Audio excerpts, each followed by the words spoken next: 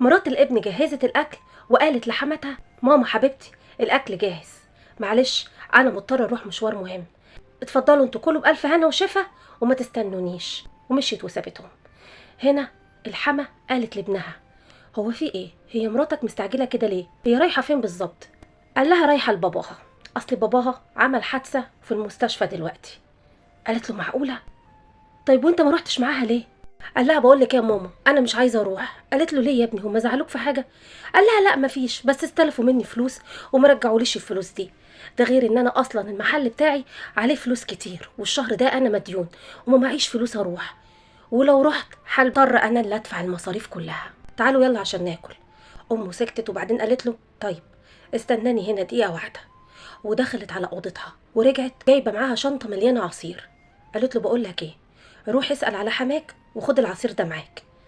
قال لها: مش ممكن طبعا، العصير ده اختي جايبهولك علشان تتغذي بيه. فاخته ردت وقالت له: يا سيدي مش مشكله، خد وروح وديه لحماك وانا هبقى اجيب لماما غيره.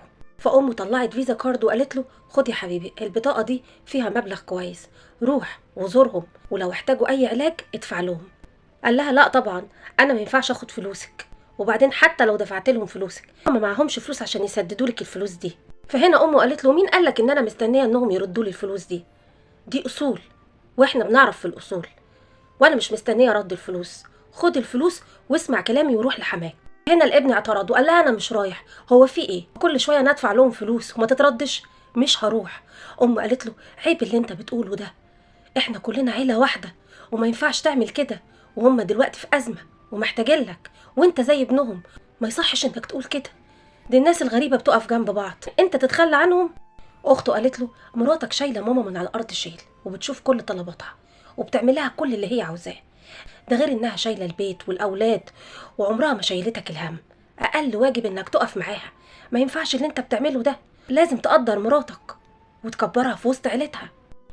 والدها ووالدتها زي والدك ووالدتك بالظبط، ومسؤولين برضو منك، فبلاش تتهرب من المسؤوليه. صدقني اللي انت بتعمله ده غلط.